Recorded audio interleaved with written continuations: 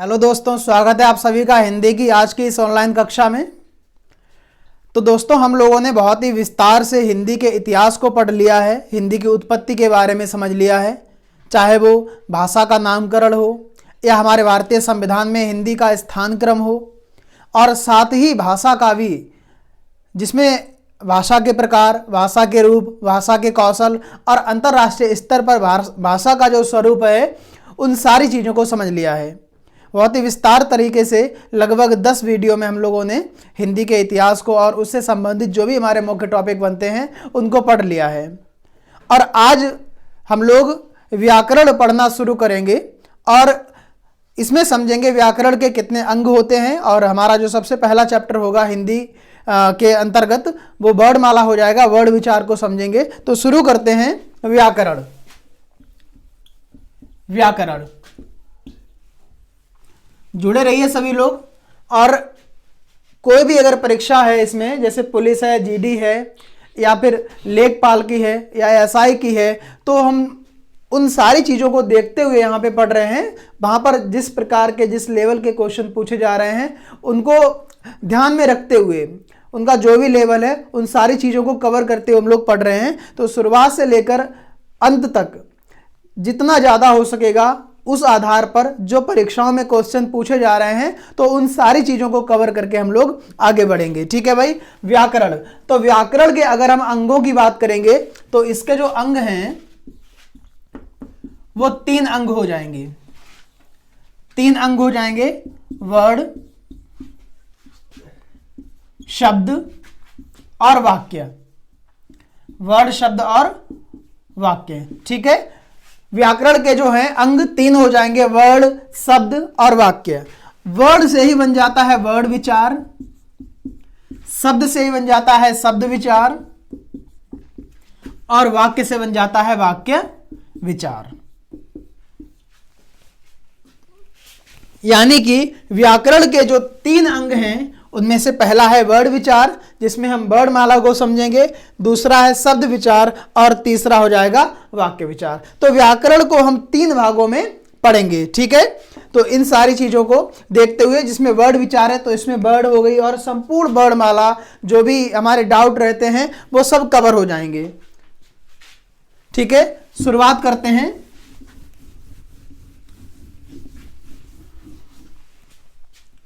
वर्ण विचार की। सबसे पहला व्याकरण का जो अंग हो जाएगा वो हो जाएगा वर्ण विचार। वर्ण विचार समझिए इसको। अब अगर हम वर्ण विचार को समझते हैं तो सबसे पहले हमें यह पता होना चाहिए कि जो वर्ण है, वर्ण किसे कहते हैं। वर्ण किसे कहते हैं, तो याद रखिए, वर्ण एक ऐसी इकाई है जिसके और अंग ना किए जा सकें। यानी कि वर्ण को हम कह सकते हैं एक अखंडित ध्वनि। ठीक है। वर्ड को क्या कह सकते हैं? अखंडित ध्वनि। यानी कि वर्ड वह छोटी से छोटी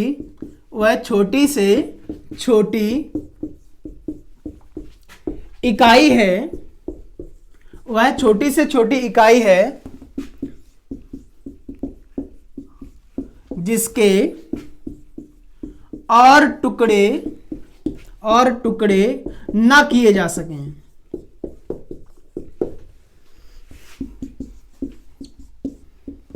ठीक है। वर्ड वह छोटी से छोटी इकाई है जिसके और टुकड़े ना किए जा सकें, वर्ड कहलाती है। या फिर कह सकते हैं कि भाषा की वह छोटी से छोटी इकाई जिसके और टुकड़े ना किए जा सकें, वर्ड कहलाती है। जैसे यहां पर लिखा है हमने का, तो का क्या है? एक वर्ड है। अब हम इसके और टुकड़े नहीं कर सकते हैं, और अगर हम इसके टुकड़े करेंगे भी, जैसे मान लीजिए हमने यहां पर ये हटा दिया है, तो का प्लस आ हो जाएगा, तो कोई मतलब नहीं होगा। यानी कि एक ऐसी इकाई जिसके और टुकड़े ना किए जा सके, वर्ड कहलाती है। इसको हम कह सकते हैं अखंडित ध्वनि, यानी कि जिसके और खंड ना किए जा सके। इसी प्रकार से पूछ लिया जाता है कि भाषा की सबसे छोटी इकाई कौन सी है। मौखिक रूप से, उच्चारण की दृष्टि से भाषा की सबसे छोटी इकाई कौन सी है? अर्थ की दृष्टि से भाषा की सबसे छोटी इकाई कौन सी है? आप लोगों ने इस प्रकार के बहुत सारे प्रश्नों को देखा होगा। आज हम लोग उन सभी को पढ़ लेते हैं एक साथ कि कौन सी सबसे छोटी इकाई हो जाएगी या फिर बड़ी इकाई कौन सी हो जाएगी। ठीक है, समझ लेते हैं भाषा की सबसे छोटी मौखिक इकाई। देखिए भाई, भाषा की सबसे छोटी मौखिक इकाई, भाषा की सबसे छोटी मौखिक इकाई। इसी प्रकार से पूछ लिया जाता है भाषा की सबसे छोटी लिखित इकाई। भाषा की सबसे छोटी लिखित इकाई, लिखित इकाई। इसी प्रकार से पूछ लिया जाता है भाषा की सबसे छोटी इकाई या अंग। भाषा की सबसे छोटी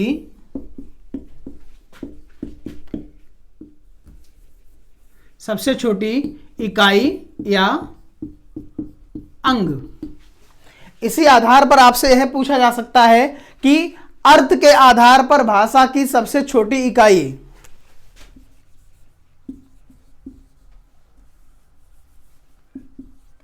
अर्थ के आधार पर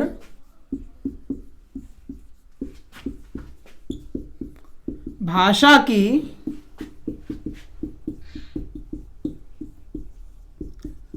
सबसे छोटी इकाई, अर्थ के आधार पर भाषा की सबसे छोटी इकाई। और इसी आधार पर पूछ लिया जाता है भाव या भावार्थ के आधार पर सबसे छोटी इकाई। भाव या भावार्थ के आधार पर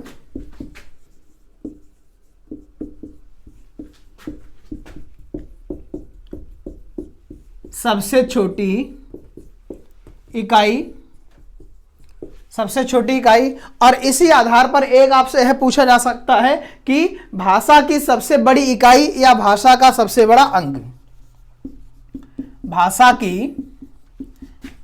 की सबसे बड़ी इकाई, सबसे बड़ी इकाई कौन सी हो जाएगी? देखिए भाई, हम लोगों ने कितने प्रकार के प्रश्नों को यहां पर लिखा हुआ है। भाषा की सबसे छोटी मौखिक इकाई, इस पर ध्यान देना है। भाषा की सबसे छोटी मौखिक इकाई, भाषा की सबसे छोटी लिखित इकाई, भाषा की सबसे छोटी इकाई। यहां पर यह नहीं पूछा गया है कि मौखिक इकाई है या फिर लिखित इकाई है, सीधा यह पूछ लिया गया है कि भाषा की सबसे छोटी इकाई या अंग। अर्थ के आधार पर, ठीक है, यहां पर किस आधार पर पूछा गया है? अर्थ के आधार पर भाषा की सबसे छोटी इकाई, भाव या भावार्थ के आधार पर भाषा की या सबसे छोटी इकाई। ठीक है, इसी प्रकार से भाषा की सबसे बड़ी इकाई। तो हम समझ लेते हैं इनका क्या जवाब हो जाएगा।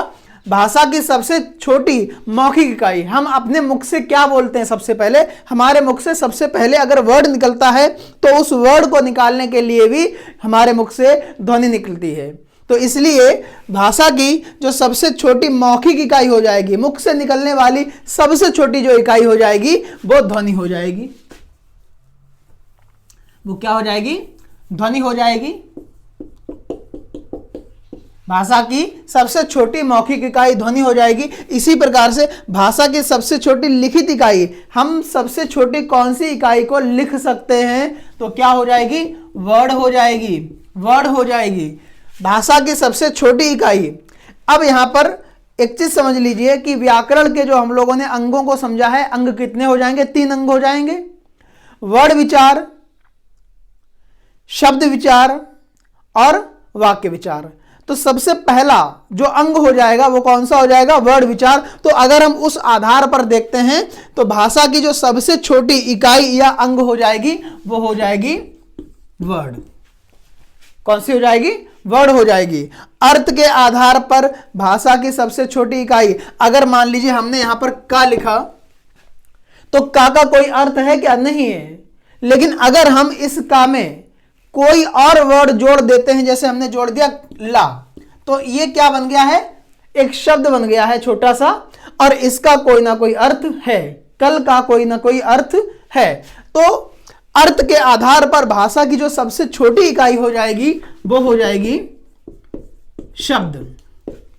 अर्थ के आधार पर भाषा की जो सबसे छोटी इकाई हो जाएगी वो शब्द हो जाएगी। और भाव या भावार्थ के आधार पर, भाव प्रकट किस में होता है? पूरा का पूरा भाव हमारा किसी एक शब्द में प्रकट नहीं हो सकता है। अगर हम आपसे कोई बात कहें तो हमारी बात का जो पूरा भाव है वो किसी एक शब्द से प्रकट नहीं होगा, उसके लिए दो या दो से अधिक शब्दों को जोड़ना होगा। और अगर कहीं पर भी दो या दो से अधिक शब्द जुड़ जाते हैं तो वो शब्द नहीं रहता है, वो वाक्य बन जाता है। भाव या भावार्थ के आधार पर जो सबसे छोटी इकाई हो जाएगी वो हो जाएगी वाक्य, वो हो जाएगी वाक्य। और इसी आधार पर अगर हम देखते हैं भाषा की सबसे बड़ी इकाई, भाषा की सबसे बड़ी इकाई जो हो जाएगी वो भी हो जाएगी वाक्य। सामान्यतः यह पूछा नहीं जाता है, लेकिन हमें रटे रटाए तथ्यों पर काम नहीं करना है, ठीक है, रटे रटाए तथ्यों पर काम नहीं करना है, सारी चीजों को समझते हुए आगे बढ़ना है। इसलिए इन सभी चीजों को समझ लीजिए। देखिए भाई, भाषा की सबसे छोटी मौखिक इकाई ध्वनि हो जाएगी, भाषा की सबसे छोटी लिखित इकाई वर्ड हो जाएगी, भाषा की सबसे छोटी इकाई या अंग वर्ड, अर्थ के आधार पर भाषा की सबसे छोटी इकाई शब्द, भाव या भावार्थ के आधार पर सबसे छोटी इकाई वाक्य, और भाषा की सबसे बड़ी इकाई भी वाक्य हो जाएगी। इतनी चीज समझ गए होंगे। अब आगे बढ़ते हैं। देखिए,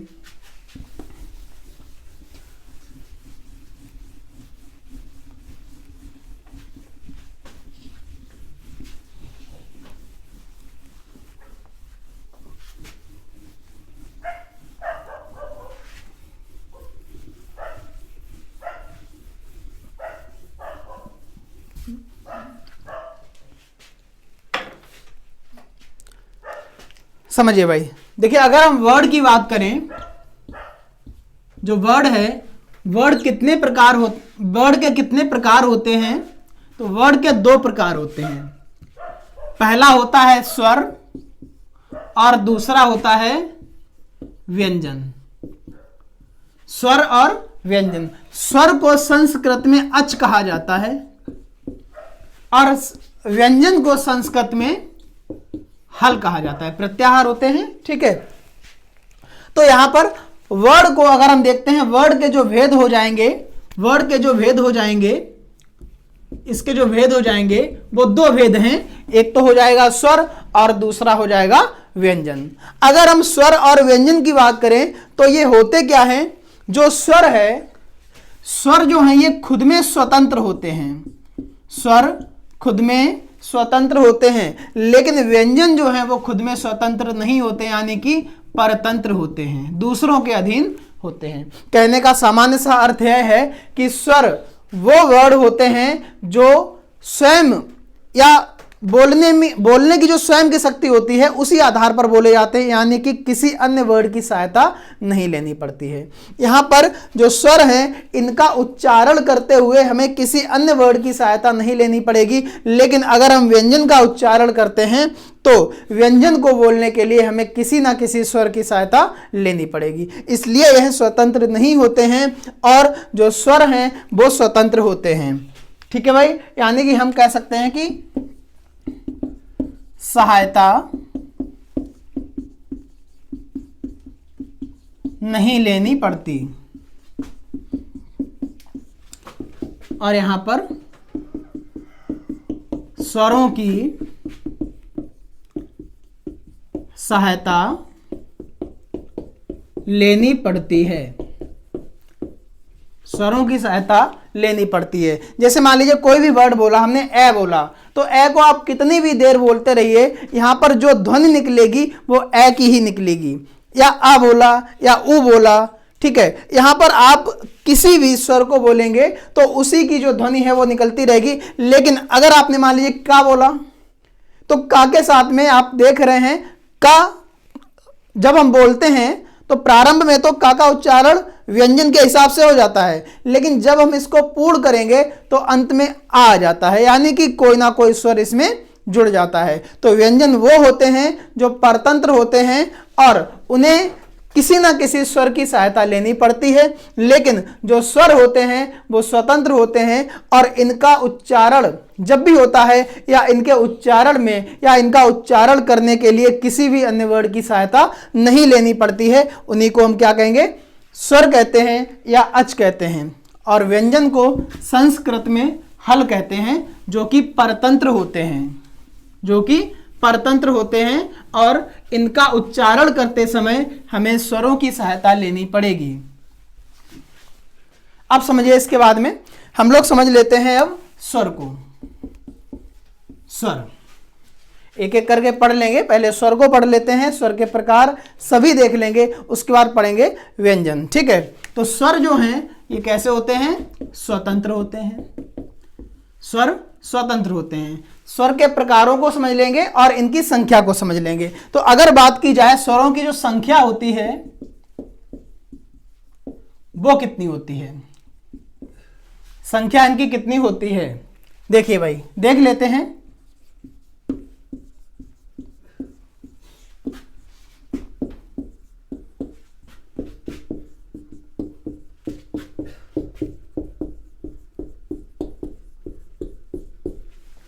अगर हम संख्या की बात करेंगे तो इनकी जो संख्या हो जाएगी वो हो जाएगी 11। 1 2 3 4 5 6 7 8 9 10 और 1 11। ठीक है, आ आ ई उ उ ऋ ए ओ औ। ठीक है, लघु उ दीर्घ उ लघु ए दीर्घ ए। तो इस आधार पर अगर हम देखते हैं इनकी जो कुल संख्या हो जाती है वो कितनी हो जाती है, 11 हो जाती है। कहीं कहीं पर आप लोगों ने देखा होगा या सुना होगा, कुछ लोग बता देते हैं कि 13 होती है, तो 13 इनकी संख्या नहीं होती है। ठीक है, और मूल भाषा के आधार पर 13 संख्या बता देते हैं, जबकि हम पढ़ क्या रहे हैं, हिंदी। हम अगर संस्कृत को पढ़ेंगे तो उस आधार पर हम 13 को ले आते हैं, लेकिन हिंदी में जो संख्या होती है स्वरों की वो सिर्फ 11 होती है। और अगर हम देखते हैं, जैसे एक हो जाता है ये, इनको क्या कहते हैं, अनुस्वर और विसर्ग। ठीक है, ये किसका चिन्ह लगा हुआ है, अनुस्वार और ये विसर्ग का। लेकिन इनको कहते क्या है, इनको कहा जाता है अयोगवाह। अयोगवाह। ठीक है भाई, क्या कहा जाता है, अयोगवाह कहा जाता है। और अयोगवाह का जो मतलब होता है वो क्या होता है, आ योग अ धन योग धन वाह। ठीक है, आ योग धन वाह, यानी कि अयोग वाह जो है वो इन 3 शब्दों से मिलकर बना हुआ शब्द है। और इसका अर्थ क्या होता है, अ का मतलब होता है नहीं। ठीक है, योग मतलब जोड़ या जुड़ना, और वाह का मतलब वहन होना, यानी कि ऐसे वर्ड जो जुड़ते नहीं है या वहन नहीं होते हैं। किसके साथ में वहन नहीं होते हैं, तो व्यंजन के साथ में वहन नहीं होते हैं। कहने का अर्थ यह है कि अयोगवाह वह वर्ड होते हैं जो कभी भी व्यंजन के साथ में नहीं जुड़ते हैं, ये हमेशा स्वरों के साथ में जुड़ते हैं। ये दोनों जो वर्ड हैं हमेशा स्वरों के साथ ही प्रयोग में लाए जाते हैं, व्यंजन के साथ में प्रयोग ये कभी नहीं आते हैं। यानी कि व्यंजन के साथ में अयोगवाह जो है वो वहन नहीं होते हैं। ठीक है, इस बात को याद रखिए। और अगर किसी व्यंजन के साथ आपको लगे हुए मिल जाएं अनुस्वार या विसर्ग, तो समझ लीजिए उसमें कोई ना कोई स्वर जुड़ा हुआ है। यानी कि अगर यह लगे हैं तो वो लगे स्वर के पीछे ही हैं, व्यंजन में ये कभी भी वहन नहीं होते हैं, व्यंजन में ये कभी भी प्रयोग नहीं होते हैं। इन्हीं को क्या कहा जाता है, अयोगवाह कहा जाता है। सामान्य भाषा में हम अंग और आहा के नाम से इनको जानते हैं। अनुस्वर लगा हुआ है और विसर्ग लगा हुआ है, और इन्हीं को कहते हैं अयोगवाह। ठीक है, तो जो स्वरों की संख्या हो जाएगी वो 11 हो जाएगी। स्वरों की संख्या 11 हो जाएगी। साथ में हम समझ लेते हैं कि जो स्वर हैं इनके प्रकार कौन कौन से हैं और किस आधार पर हम इनका वर्गीकरण करेंगे। देखिए भाई, अगर हम स्वरों के प्रकार को समझें, अगली हेडिंग डाल लेंगे, स्वरों के प्रकार। तो स्वरों का जो प्रकार है वो हम कई तरीके से करेंगे, लेकिन सबसे ज्यादा पूछे जाने वाला जो प्रकार है वो है मात्रा या उच्चारण में लगने वाले समय के अनुसार। ठीक है, पहला जो हम देखेंगे वो देखेंगे उच्चारण या समय। ठीक है, उच्चारण या मात्रा में, उच्चारण या मात्रा में लगने वाले समय के अनुसार। ठीक है, उच्चारण या मात्रा में लगने वाले समय के अनुसार हम स्वरों के प्रकारों को देख लेंगे। तो यहां पर देखिए प्रकार कौन कौन से हो जाएंगे, इसके जो प्रकार हैं वो कौन कौन से हो जाएंगे। पहला प्रकार हो जाएगा जिसको कहते हैं हम ह्रस्व स्वर, ह्रस्व स्वर। और ह्रस्व स्वर को ही कहा जाता है एक मात्रिक स्वर, एक मात्रिक स्वर। ये बहुत इंपॉर्टेंट है। एक मात्रिक, जैसा कि नाम से पता चल जाता है कि इसमें एक मात्रा होती है। ऐसे स्वर जिनमें एक मात्रा होती है एक मात्रिक स्वर कहलाते हैं, या इन्हीं को ह्रस्व स्वर कहा जाता है, इन्हीं को छोटा स्वर कहा जाता है, इन्हीं को मूल स्वर कहा जाता है। ठीक है, इन्हीं को क्या कहा जाता है, छोटा स्वर, या इन्हीं को कहा जाता है मूल स्वर, या इन्हीं को कहा जाता है लघु स्वर, लघु स्वर। ठीक है, कई नामों से जाने जाते हैं ह्रस्व स्वर, एक मात्रिक स्वर, छोटा स्वर, मूल स्वर या लघु स्वर। इनकी जो संख्या होती है, इनकी जो संख्या होती है वो सिर्फ 4 होती है। छोटा आ यानी कि लघु आ, लघु ई, लघु ऊ और रेव। ठीक है, इनकी जो संख्या हो जाएगी वो केवल 4 हो जाती है, आ, ई, ऊ और रेव। ठीक है, ये कौन से स्वर हो जाएंगे, तो ह्रस्व स्वर या एक मात्रिक स्वर या छोटा स्वर या मूल स्वर या फिर लघु स्वर। इनकी संख्या केवल 4 होती है। तो पहला प्रकार हम लोगों ने समझ लिया है, उच्चारण या मात्रा में लगने वाले समय के अनुसार जो पहला प्रकार हो जाएगा वो हो जाएगा ह्रस्व स्वर या एक मात्रिक स्वर। अब देखिए जो दूसरा प्रकार है, जो दूसरा प्रकार है वो हो जाएगा दीर्घ स्वर, दीर्घ स्वर। और इसको कहा जाता है बड़ा स्वर, या इसको कहा जाता है द्विमात्रिक स्वर, या इसी को कहा जाता है संधि स्वर। ठीक है भाई, देखिए कितने नामों से इसको समझा जा रहा है, कितने नामों से इसको जाना जा रहा है। दीर्घ स्वर या बड़ा स्वर या द्विमात्रिक स्वर या संधि स्वर, या फिर इसी को कह दिया जाता है गुरु स्वर, गुरु स्वर। ठीक है, इतने नामों से इसको जाना जाता है। अब इनकी संख्या कौन सी होती है, तो याद रखिए कि हमारे कुल स्वरों की जो संख्या है वो कितनी हो जाएगी, 11 हो जाएगी। 11 में से इनको निकाल दीजिए, बाकी जो भी बचे हुए हैं वो सब दीर्घ स्वर में आ जाएंगे। अब देखिए कौन कौन से बचे हुए हैं, तो दीर्घ आ, दीर्घ ई, दीर्घ ऊ, ए, ओ, औ। 1 2 3 4 5 6 और 1 7। ठीक है भाई, तो इनकी कुल संख्या जो हो जाती है वो 7 हो जाती है। दीर्घ स्वर या बड़ा स्वर या द्विमात्रिक स्वर या संधि स्वर या फिर गुरु स्वर, इनकी जो संख्या हो जाएगी वो 7 हो जाएगी। बड़ा आ, बड़ी ई, बड़ा ऊ, ए, ओ और औ। एक प्रश्न यहीं से पूछ लिया गया था कि संयुक्त स्वर किसे कहते हैं, संयुक्त स्वर किसे कहते हैं। तो याद रखिए अंत वाले जो 4 हैं ए, ओ, औ, इन्हीं को कहा जाता है संयुक्त स्वर, इन्हीं को कहा जाता है संयुक्त स्वर।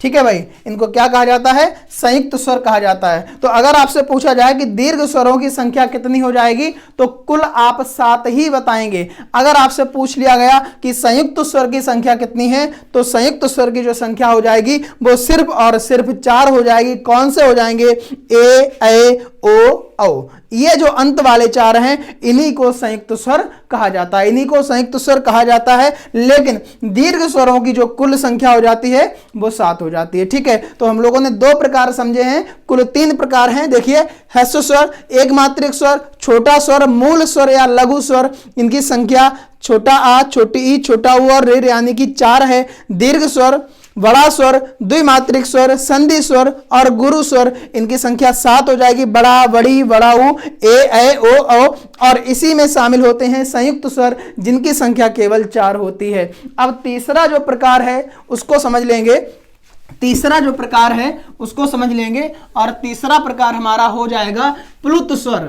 तीसरा स्वर हो जाएगा प्लुत स्वर, और प्लुत स्वर में हम लोग बहुत सारी चीजों को समझेंगे, इसकी संख्या के बारे में, इसके उच्चारण के बारे में, और किस प्रकार से इस स्वर का प्रयोग होता है, तो उन सारी चीजों के बारे में समझते हैं। ठीक है भाई, तो 2 प्रकार हम लोगों ने समझ लिए हैं। तीसरा जो प्रकार हो जाएगा, तीसरा जो प्रकार हो जाएगा इसको कहते हैं प्लुत। ठीक है, या प्लुत भी मिल जाता है कहीं कहीं पर शब्द, प्लुत स्वर, और इसको हम और क्या कह सकते हैं, तो त्रिमात्रिक, त्रिमात्रिक स्वर, यानी कि एक ऐसा स्वर जिसके उच्चारण में 3 गुना अधिक समय लगता है। क्या लगता है? उच्चारण में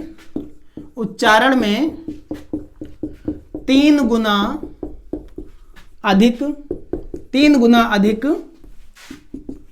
समय लगता है, 3 गुना अधिक समय लगता है। ऐसे स्वर को क्या कहते हैं? प्लुत स्वर या त्रिमात्रिक स्वर के नाम से जाना जाता है। जैसे आप लोगों ने देखा होगा, एग्जाम्पल अगर हम लेते हैं, जैसे ओम, तो अगर आप ओम को बोलेंगे तो ओ जो है वो हम इतनी देर तक बोलते हैं कि 3 ओ हम एक बार में बोल सके, यानी कि 3 बार अगर हम ओ बोलेंगे उतना समय हमें एक ओ बोलने में लग जाता है। इसीलिए आगे जो संख्या बनाई गई है वो 3 बनाई गई है, और अगर आप बोल के देखेंगे ओम, तो ओ जो है वो हमारा थोड़ी देर तक निकलता रहता है, यानी कि 3 गुना अधिक समय लगता है। यही क्या हो जाएगा? प्लुत स्वर हो जाएगा। जैसे एक शब्द और हम लेते हैं, मैया।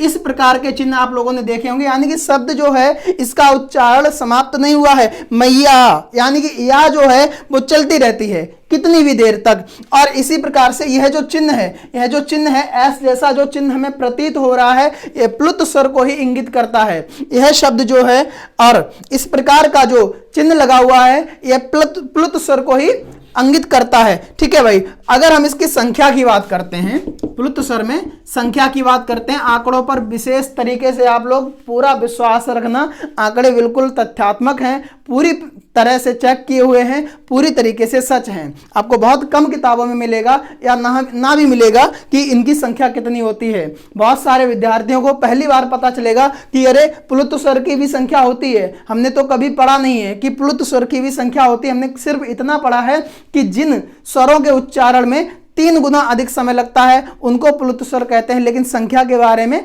कभी नहीं पढ़ा है। अब हम समझेंगे कि इसकी संख्या भी होती है। अगर हम संख्या की बात करें तो इसकी जो संख्या है वो हो जाती है 8। कितनी संख्या हो जाती है? संख्या हो जाती है 8। अब ये 8 संख्या जो होती है वो होती कौन सी है? अगर स्वर 11 होते हैं तो ये 8 कहां से आ गए हैं? तो इस चीज को भी हम अभी समझ लेते हैं। एक तो हो जाएगा छोटा आ, और छोटा आ किस में है? मूल स्वर में है या ह्रस्व स्वर में है, तो इसी में जुड़ा हुआ है। इसके अलावा 7 हो जाएंगे दीर्घ स्वर, इसके अलावा 7 हो जाएंगे दीर्घ स्वर। इस प्रकार से जो कुल संख्या है वो कितनी हो जाती है? 8 हो जाती है। जो 7 हैं वो दीर्घ स्वर हो जाएंगे, और जो 1 है वो ह्रस्व स्वर का हो जाएगा या फिर मूल स्वर का हो जाएगा। तो इस प्रकार से प्लुत स्वर या त्रिमात्रिक स्वर, प्लुत स्वर या त्रिमात्रिक स्वर की जो संख्या हो जाती है वो कितनी हो जाएगी? 8 हो जाती है। ठीक है भाई, समझिए इसको। तो हम लोगों ने इसमें क्या समझा है? जो स्वर हैं या सबसे पहले हम लोगों ने देखा है व्याकरण को 3 अंगों में बांटा गया है, वर्ण विचार, शब्द विचार और वाक्य विचार। सबसे पहले हमने वर्ण को देखा है, वह छोटी से छोटी इकाई जिसके और टुकड़े ना किए जा सके वर्ण कहलाती है। और वर्ण को हम कह सकते हैं एक अखंडित ध्वनि, वर्ण को कह सकते हैं एक अखंडित ध्वनि। इसके साथ में हम लोगों ने समझा है कि जो वर्ण हैं वो 2 प्रकार के हैं, एक स्वर और दूसरा व्यंजन। स्वर स्वतंत्र होते हैं और व्यंजन परतंत्र होते हैं। स्वर स्वर जो हैं, स्वरों का उच्चारण अगर होता है तो ये किसी अन्य स्वर की या फिर अन्य वर्ड की या फिर अन्य व्यंजन की सहायता नहीं लेते हैं। लेकिन अगर हम व्यंजन का उच्चारण करेंगे तो इनको किसी ना किसी स्वर की सहायता लेनी ही पड़ेगी, तभी ये पूर्ण होते हैं। अब हम केवल स्वरों को देखते हैं तो हम लोगों ने देखा है मात्रा या उच्चारण में लगने वाले समय के अनुसार, मात्रा या उच्चारण में लगने वाले समय के अनुसार जो स्वरों का वर्गीकरण किया गया है वो 3 प्रकार से किया गया है। पहला प्रकार हो जाएगा ह्रस्व स्वर या मूल स्वर या छोटा स्वर या लघु स्वर या एक मात्रिक स्वर, और इनकी संख्या केवल 4 हो जाएगी, छोटा आ, छोटी ई, छोटा उ और ऋ। इसी प्रकार से जो दूसरा हो जाएगा वो दीर्घ स्वर हो जाएगा या बड़ा स्वर हो जाएगा या गुरु स्वर हो जाएगा या फिर द्विमात्रिक स्वर हो जाएगा, और इनकी कुल संख्या 7 हो जाती है। बड़ा आ, बड़ी ई, बड़ा उ, ए, ऐ, ओ, औ, इस प्रकार से 7 हो जाती है। और इसी में साथ में जुड़े हुए हैं संयुक्त स्वर जिनकी संख्या 4 हो जाती है, ए, ऐ, ओ, औ, अंत वाले जो 4 हैं वो हो जाती है। और तीसरा जो हो जाएगा हमारा वो हो जाएगा प्लुत स्वर। और प्लुत स्वर में क्या होता है कि किसी भी वर्ड का उच्चारण अगर प्लुत स्वर के अनुसार किया जाता है, किसी भी शब्द का उच्चारण किया जाता है, उसमें 3 गुना अधिक समय लगता है, इसीलिए इसको त्रिमात्रिक के नाम से भी जाना जाता है। जैसे ओम या मैया। एक क्वेश्चन है कि प्लुत स्वर कहाँ समाचीन माना जाता है। एक प्रश्न हम लोग लिख लेते हैं, देखिए भाई, प्लुत स्वर कहाँ समाचीन माना जाता है। प्लुत स्वर कहाँ समाचीन माना जाता है, तो आपका जो आंसर है वो हो जाना चाहिए संबोधन कारक में। ठीक है भाई, अगर हम संबोधन करते हैं तो संबोधन कारक में ओहो या, ठीक है, इस प्रकार के जो शब्द लगे हुए, जो वर्ड लगे होते हैं संबोधन करने के, संबोधन वाचक का चिन्ह लगा हुआ होता है, उसमें भी ज्यादा समय लगता है। जैसे ओए, यहां आओ, ठीक है, इस प्रकार, वाह क्या बात है। तो इस प्रकार के जो शब्द हैं जिसमें संबोधन कारक का चिन्ह लगा होता है, संबोधन का चिन्ह लगा होता है, वहां पर प्लुत स्वर जो है वो समाचीन माना जाता है। प्लुत स्वर समाचीन माना जाता है, इसीलिए कहा जाता है कि जो भी कोई भी वर्ड है और अगर उसमें या उसके उच्चारण में 3 गुना अधिक समय लग रहा है, जैसे हम ओम का उच्चारण करते हैं, ओम वर्ड का उच्चारण करते, शब्द का उच्चारण करते हैं, या मैया, तो एस जैसा जो सिंबल लगा हुआ होता है ये प्लुत स्वर को ही इंगित करता है। और प्लुत स्वर की जो संख्या हो जाएगी वो 8 हो जाएगी, जिसमें एक हो जाएगा छोटा आ और अन्य 7 जो वर्ड हो जाएंगे वो दीर्घ स्वर वाले हो जाएंगे। तो कुल मिलाकर जो संख्या हो जाती है 8 हो जाती है। ठीक है भाई, आज के लिए इतना ही। सभी लोग साथ में जुड़े रहिए और जितने भी लेक्चर आपके पास पहुंच रहे हैं उनको क्रम से लिखते जाइए, नोट्स बनाते जाइए प्रॉपर। जहां पर भी समझ में ना आए तो उस वीडियो को दोबारा देखें ताकि आप सारी चीज़ों को समझ सकें। हम लोग बहुत ज़्यादा विस्तार से और जो भी प्रश्न आ रहे हैं पुलिस में, एसएससी जीडी में, एसआई में, आरओ एआरओ में, जिस प्रकार का लेवल है, जिस प्रकार के प्रश्न पूछे जा रहे हैं, टेट सीटेट सुपर टेट, तो उन सारी चीज़ों को कवर करते हुए आगे बढ़ेंगे। और किसी प्रकार का आपके पास अगर डाउट हो तो तुरंत बताएं कमेंट बॉक्स में, हम उसको चेक कर लेंगे दोबारा से और जो भी समस्या होगी उसका समाधान किया जाएगा पूरी तरीके से। जुड़े रहिए, नोट्स बनाते रहिए और अगर आपको किसी भी प्रकार में कोई भी क्वेश्चन है और डाउट लग रहा है या गलत लग रहा है तो तुरंत बताएं और उसको पूरी तरह से जो है सही किया जाएगा। पहली बात तो आंकड़े बिल्कुल तथ्यात्मक हैं, हर प्रकार से चेक किए गए हैं। फिर भी अगर आपको कुछ भी लगता है तो जरूर बताएं हमें और उसको सही करने का पूरा प्रयास किया जाएगा।